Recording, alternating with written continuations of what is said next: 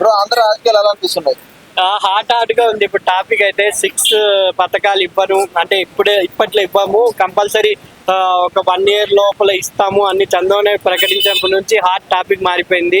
కొంతమంది పథకాలుగా అలవాటు పడి బద్ధకమైనారని కొంతమంది విమర్శిస్తున్నారు. కొంతమంది అభివృద్ధి చేస్తేనే మంచిది కదా పథకాలు ఎవరికి కావాలని కొంతమంది విమర్శిస్తున్నారు.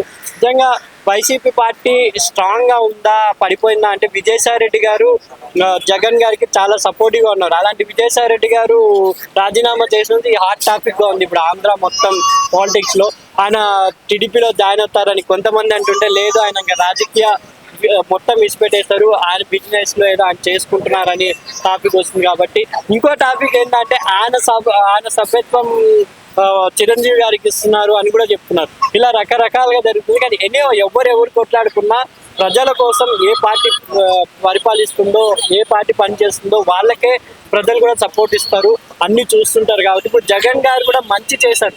ఆయన పరిపాలన చేసినప్పుడు అంతా పథకాలు 100% అమలు చేశారు. కానీ అభివృద్ధి అనేది కొంచెం ఎక్కడో జస్ట్ ఒక -పాయింట్ గా నిలిచింది. కాబట్టి ఈ రోజు ఆయన ప్రతిపక్ష నేతగా ఉన్నారు. కాబట్టి నిజంగా చంద్రబాబు నాయుడు గారు కానీ పవన్ కళ్యాణ్ గారు ఒక విజన్ తో వెళ్తున్నారు. చూడాలి ఒక 1 year అయింది కాబట్టి ఇంకా 4 ఏళ్ల పరిపాలనలో మినీ హైదరాబాద్ అయినా అమరావతి అవుతుందా లేదా అనేది చూడాలని నా అభిప్రాయం. అంటే చాలా మంది అంటున్నారు జగన్ చేసినటువంటి అభివృద్ధి చెప్పుకోలేక ఓడిపోయాడని అయితే కొంతమంది అంటున్నారు. దాని మీద మీ ఒపీనియన్ ఏంటి? 100% జగన్ గారు మంచిగా చేశారండి. జగన్ గారు ఓడిపోవడం కారణం జగన్ గారు కాదు, ఆయన చుట్టూ ఉన్న మంత్రులు ఎమ్మెల్యేలు వీళ్ళంతా జస్ట్ వ్యక్తిగతంగా వెళ్ళిపోయారు. అది ప్రజలకు నచ్చలేదు నాకు. ఎందుకంటే ప్రజల కోసం మీరు ఎన్నుకున్నారు కాబట్టి ప్రజలకి వాళ్ళు ఏం చేశారు ఏం చేయలేదని మాట్లాడి గట్టిగా వాదింటే నిజంగా ప్రజలకు కూడా అర్థమైంది. కానీ వ్యక్తిగతంగా చంద్రబాబు నాయుడు గారు ఫ్యామిలీకి పవన్ కళ్యాణ్ గారి ఫ్యామిలీ మీద ఇలా మాట్లాడడం జరిగింది. కాబట్టి వాళ్ళ ఎమ్మెల్యేల వల్లే జగన్ గారికి ఎఫెక్ట్ పడింది.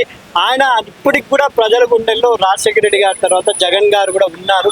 సో ఆయన చేసిన తప్పు ఏంటంటే ఆయన చుట్టూరు ఉన్న ఎమ్మెల్యేలకి ఇంకొంచెం గట్టిగా వార్నింగ్ ఇచ్చింటే, ఎందుకంటే ప్రజాపాలన పరంగా కొన్ని వాడని భాష కూడా ఉంటుంది. ఆ భాషా పరంగా కూడా ఆయన కొంచెం కంట్రోల్ చేసింటే ఇప్పటికీ సీఎం గా జగన్ గారే కొనసాగేవారు నా అభిప్రాయం. అంటే ఇప్పుడు జగన్ లండన్ నుంచి వచ్చిన తర్వాత ఒక 2.0 అంటున్నారు. అంటే మరలా పాదయాత్ర చేస్తారు మరలా ప్రజల్లోకి వస్తారు అనేది అయితే బయట వస్తుంది. మరి దీని మీద మీ ఒపీనియన్ ఏంటి? పార్టిసిపేట్ అయితే ఇంకా ఎంతమంది రాజీనామా చేసేవాళ్ళు, కానీ అందరినీ కలుసుకుంటా పోతే నిజంగా ఒక ధీటైన ప్రతిపక్ష నాయకుడిగా ఆయన సక్సెస్ అయితే నిజంగా సీఎం గా వచ్చే అవకాశం ఉంది. కానీ చంద్రబాబు గారు పవన్ కళ్యాణ్ గారు కూడా దూకుడుగానే వ్యవహరిస్తున్నారు. ఆ పార్టీ ఈ పార్టీ అని కాదు, ప్రజలకు ఎవరు హెల్ప్ చేస్తే వాళ్ళకి ప్రజల గుండెల్లో కంపల్సరీ ఉంటారు. ఇప్పటికీ మీరు రాజశేఖర రెడ్డి గారు ఎన్టీఆర్ గారు వీళ్ళిద్దరూ ఎవరింట్లో పోయినా ఆంధ్రప్రదేశ్లో కానీ తెలంగాణలో కానీ